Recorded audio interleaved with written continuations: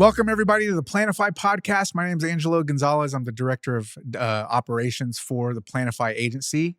As always, we have our other host here, Casey Cease. Casey, introduce yourself. Yeah, Casey Cease, founder and CEO of Planify Agency, serial entrepreneur, redeemed ADHD. There you go. Glad yeah. to be here. Yeah. So we want to do, some of these episodes are going to be real kind of topic-based around topics that business owners might be going through, business leaders, business executives, all these things that we've seen in our businesses, but also with other businesses. And the thing we wanted to tackle today is something that's called the Leaky Bucket Syndrome. Okay, so if you've ever had a leaky bucket, right, or some kind of container that's leaking, and you keep filling it up, and it keeps leaking, and what we're talking really about with Leaky Bucket Syndrome is fixing lead follow-up and lead generation. So here we go. Common frustration. And I met with a business owner who was dealing with this the other day. Here's kind of what he said. So he founded this company where he started generating leads for personal injury lawyers. Okay. And he found a way to do this. He's kind of good at it. So he started doing it, and he's passing them on to personal injury lawyers. But he started talking about a frustration because what's happening is he's passing on these good leads and they're paying for them, which is fine. But they're complaining to him, well, this lead wasn't good, or didn't have, I couldn't reach this person. And as he starts digging into some of the way that they're following up with these people, well, how fast did you follow up with them? Well, we called them back 2 days later, or they left a voicemail and we didn't get to it until the next day, or my salesperson hasn't followed up yet. And as you start looking into the systems, right, that happen after a lead comes in, you start seeing that sometimes, depending on a business, leads slip through the cracks because a follow-up system is not in place. So an appropriate follow-up system is not in place.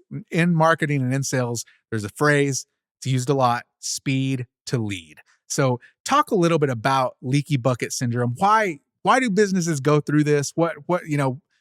This is a symptom, but talk a little bit more about what you've seen and this issue. Yeah. So, I mean, that's a major ongoing frequent issue in various size businesses. You have companies that are forking out a lot of money to get lead gen. Mm-hmm. And then they're coming back and complaining that they're not good leads. And when you dig in a little bit, there's no way to really know, because they didn't follow up in enough time or as frequently. I tell people all the time this story. Now, dealing with smaller businesses with owner-led sales, or maybe a sales rep, they don't want to bother people, right? Compound that with they're busy doing 8 other tasks, Mm-hmm. and they don't really have time to be that quick, or maybe the salesperson isn't that quick, or is a relative that's doing sales that probably shouldn't be. Whatever the issue, you have this time to market where to reach out and follow up with the lead, that if you're not getting in touch with them, then you are going to miss the business. For instance, I had windows replaced in my house in 2021. And there was this big ad for this window company all over. And the thing that hooked me, I don't care what they were called, but they said 0% financing for well-qualified buyers. Now, Dave Ramsey won't be a fan, but I don't mind using other people's money and then setting a plan to pay it off before interest hits. Yes. Right. Big fan of 0% interest. Yeah. Well, to each his own or her own, but I don't mind using your money. Well, you're going to pay a 4% surplus. I'm okay with that because I'm an investor. I invest money elsewhere that's making more than that. And so I don't mind. That was the hook. I filled out the form or scanned the QR code, whatever it was at the time. Boom, text message. I wasn't annoyed, but I didn't want to deal with it right then. Next morning, phone call, email. I wasn't answering. I don't barely ever answer my phone just due to all the spam calls. Basically, my wife, my daughter, my mom, someone calls me like you or Megan call, then I'm on. But I'm not easy to get a hold of. Right. Very pleasant voicemail. Hey, I'm going to call you back at this time. We'll send you a follow-up text. It's 11 hits on me over 4 or 5 days. Wasn't annoyed once because I was like, I want new windows. So finally, they said, hey, click this link and schedule time which is convenient for you. And then they gave me options. And so I did. And they called me and I bought 5 figures worth of windows. Then they told me it's going to take 12 weeks for them to come in because we're still, import issues because of the pandemic was still going on. I was fine with it Because Yeah. I'm like, well, when do I start paying? They're like, oh, it doesn't hit until they're installed. It's like game on. Perfect. Yeah. These windows are 50 years old. They can Yeah. last another 3 months. No big deal. It was because I wanted it. I was going after. So what people have to understand is if you're cold calling and you're pestering people, they didn't ask for your services. They don't follow up. But customer service begins at the first hello. Yeah. And a lot of companies, they're lackadaisical. To be fair, there's times there's just not qualified leads. They're not good leads. And that's a strategy issue that needs to be adjusted. But really, the primary reason is we're either too busy, we don't have a plan. And so if we feel like it, we do. There's no scripting, there's no redundancy. So if the main salesperson's out, they don't have a way to do it. So you just let it float. And if you're really that good, some people will wait a few days. Right. But a lot of people, whether it's personal injury, people are calling. They're afraid, they're hurt, they're injured. They want a solution. And so if you don't have a plan to really interact very quickly, that bucket has a big leak. I like that you said customer service, because whenever someone is reaching out to you for your business, I want information about your business. You're responding to them and you're following up with them is literally a response to their inquiry. It is customer service, it's not a sales tactic. Yes, okay, yes, it's sales. You're a salesperson, but you are providing. That's the first line of customer service. I can't tell you how many times, I kind of live in a smaller town, and we have a septic system. And when we moved into this house, first, I've never had a septic system before, so didn't know what to expect, had no idea. The people before us said, this is who we used, so called them up. Casey, I could not get a hold of them. I needed their service. First off, I look them up, phone number's not working. Finally find a phone number that works somewhere else online. Voicemail's full. I can't get a hold of them. And I'm texting it, I'm calling. I can never get somebody to call me back. I call another one, same thing. Can't get somebody to call me back. I need a service. And in my mind, I'm just like, I might start a septic company just so I can answer the phone. Like if somebody would just pick up the phone, that's the simplest thing to do. And we've, seen businesses, unfortunately, where, hey, we're sending you leads. They're not picking up the phone. They're letting it go to voicemail. And it's one thing to be busy. It's one thing to be with other customers or other clients, but to not pick up the phone when somebody is calling to use your services, that is the first line of customer service. And it's the first relationship that they're building with you. And if that starts off great with, you responding, I think you mentioned a number before. How many times does somebody need to call back? 7 to 11 times in the first 48 to 72 hours. That's appropriate. That's appropriate. Right. But here's the problem is a lot of times people, they don't have a script for what they're supposed to say. So if you have several people returning calls, this is George from ABC Company. You need plumbing, right? Yeah. Did you call us? Yeah. Or, did you is that right? Okay. Well, that's not going to make a difference. But if you say, hey, this is George from ABC Plumbing. We notice that you have a clogged toilet and you're looking to have someone come, fix it right away. Is that still a need, right? If someone answers. If not, I have my script. This is George from ABC Plumbing. We received your inquiry online that you have a clogged toilet. We'd love to come help solve that problem for you.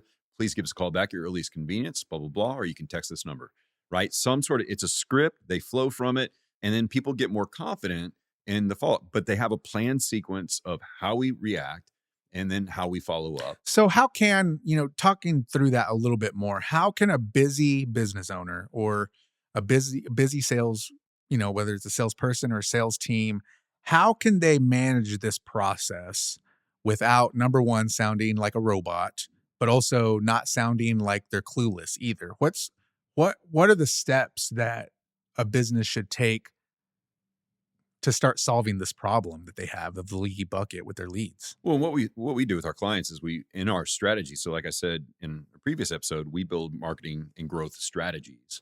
And part of the sales strategy is, what is our response? How do we respond? Is it automated? Is it AI? Is it just automated email or text, right? So we have that question. But if they don't have a written plan understanding, what does this process look like? What is my next step? And they don't have a way to track that. And as they scale, they don't have the right tools to track it. They're going to get confused and forget. And I mean, we've all been there with small business. Like when business is slow, we're the best salespeople on the planet because we're hungry. Yeah. When we're busy, then all of a sudden you get to a point where you start resenting the phone call and you're like, oh, why do they need this business? Right. And then we kind of hit that lid and then fall back down and the bucket gets leakier and leakier. And so I think having a written process, having some training around it, finding the right people to manage the process or the right technical solution to solve it is one of the ways that we start closing it, because really you can get a 10 to 20% lift in a business revenue just by solving this problem. Mm-hmm. Wow.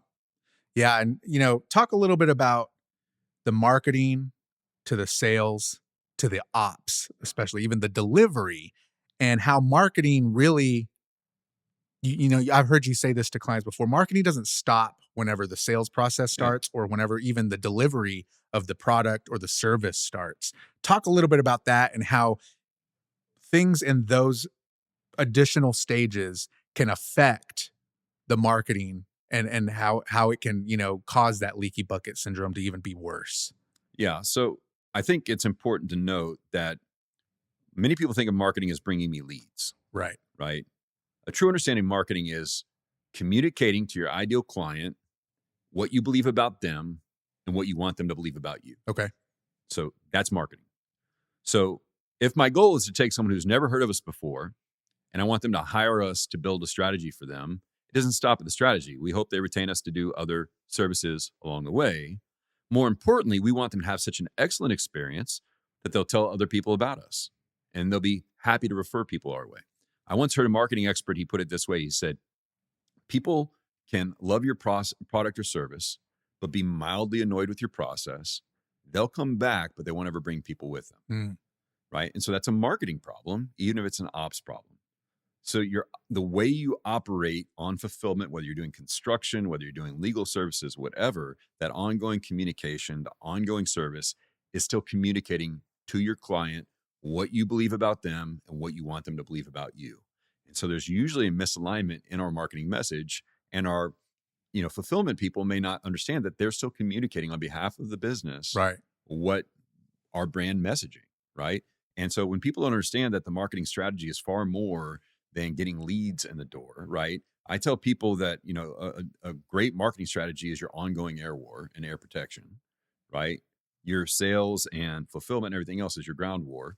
But really, they have to be working in conjunction because there's still communication that needs to happen. Right.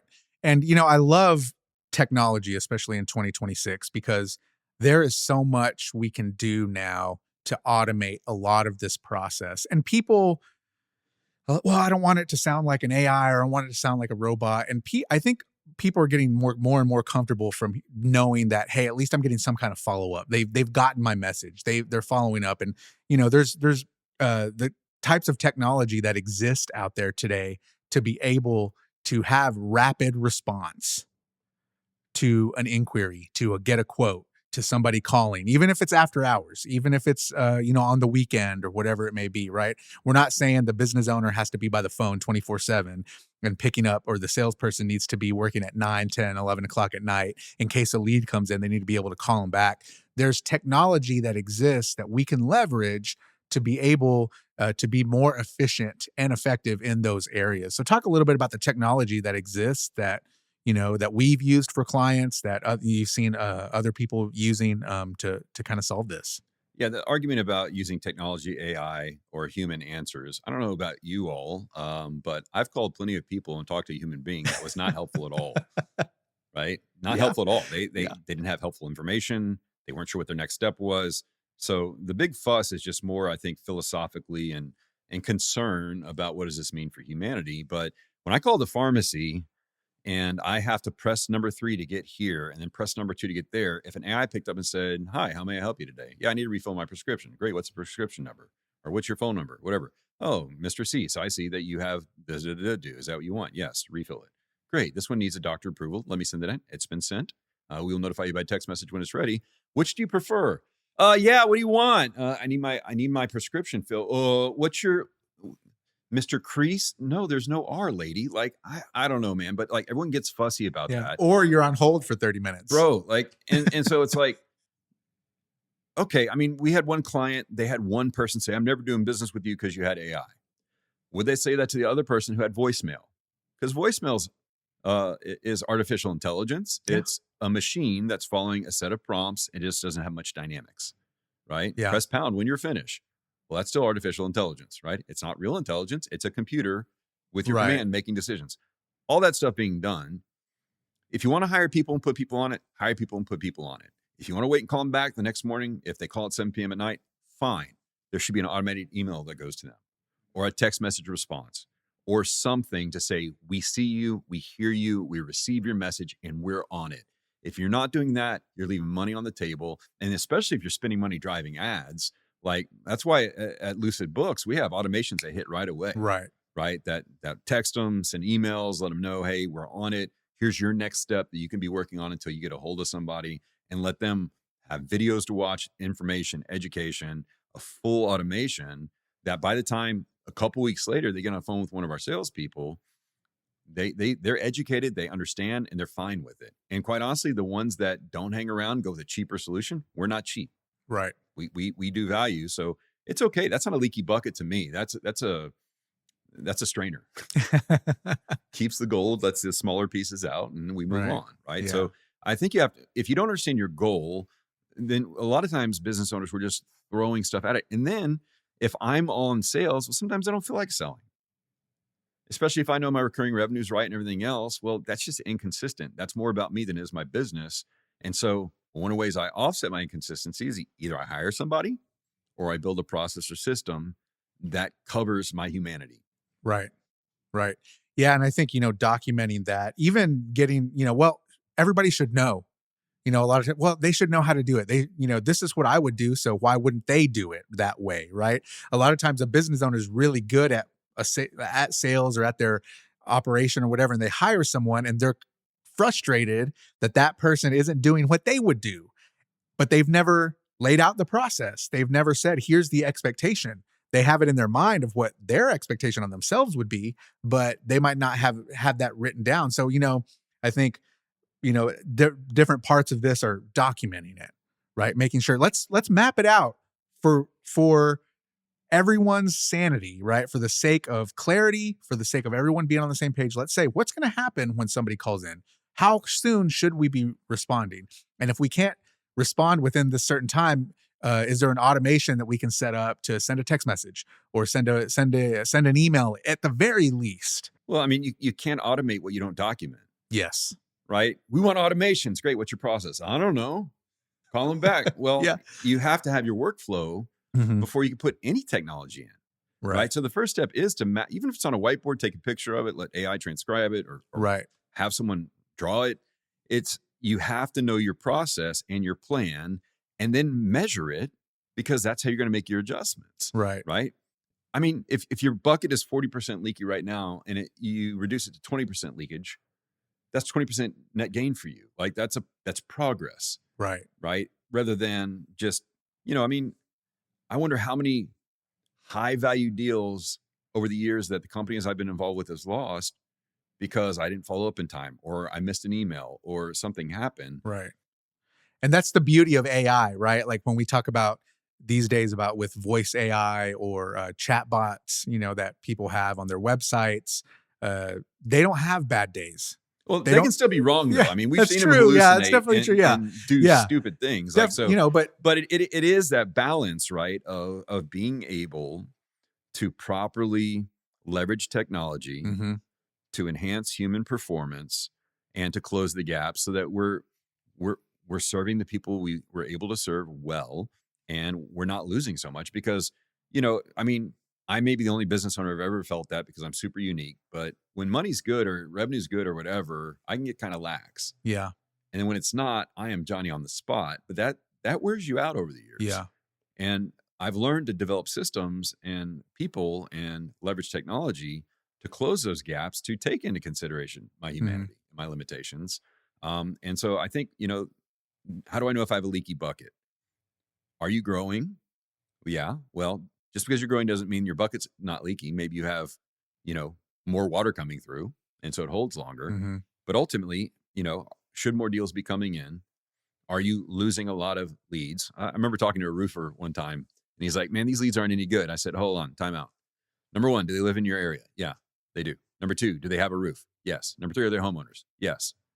That the lead's not the problem. What makes them a bad lead? Well, they didn't answer their phone. When did you call them back? 3 days later. How many times Right. did you reach out? Twice. Yeah. And, I think a lot of times. Now, if he's like, they live in a camper or in a van down by the river, right? Yeah, they're bad lead. That's not Yeah. there. I understand. Yeah. We're not opposed to having feedback on really bad leads. Like if they're literal bad leads and Hey, you we brought need us that. 18 homeless people. Right. Their cardboard box is leaking. I'm like, can we offer a service? Like, I don't know, what I mean? But yeah, we miss. But if we have a shared metric that we're measuring against, we can have an objective conversation, not on emotions. Right. And because we are well skilled in sales and operations and understanding how businesses work, we're able to speak to those things and integrate marketing into the framework. Right.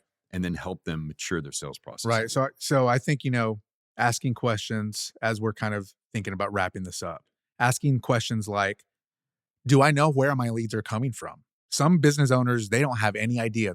They're spending money on a marketing agency or with Google ads or Facebook ads or whatever it may be, and they have no idea. I don't know if it's working. Well, you got to figure that out. Number one. Turn it off for 3 days. Yeah, let's see. How are you tracking where the leads are coming from? How's your attribution, right? So then once you start getting some of those things answered, you can start actually seeing, are we missing leads, right? Are the leads coming in? We got 20 that should have come in, but we only reached 10 of them or 5 of them, or we got 50, but we only talked to 30.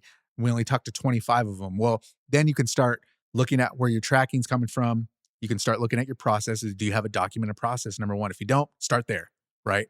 Document the process you want to have for yourself and for your sales team to follow up. And then, okay, now we can start diagnosing. Do we have a lead issue or do we have a leaky bucket issue? Sometimes we think we have a lead issue, that we're not getting enough. The marketing's not working. I'm not getting them, but there's actually something else happening there. And, I think one of the biggest takeaways we can get from this is if you don't actually need more leads if you're not serving the current ones you're getting well anyway. If your bucket is leaking increasingly, you're always going to need more water. Yeah. Yeah. Thank you for listening. If you need help with your leaky bucket, if you are looking at your leads and you're looking at your lead flow and thinking, man, I could really use some help, we'd love to help you. Reach out to us. You can visit us on the social media platforms. You can reach out to us via email, our website, planify.agency. Go visit there. There's an easy way for you to reach out, and we'd be happy to help you at least just even take a look at your lead flow and see if you have a leaky bucket issue. So thank you for watching today. We hope you have a great day.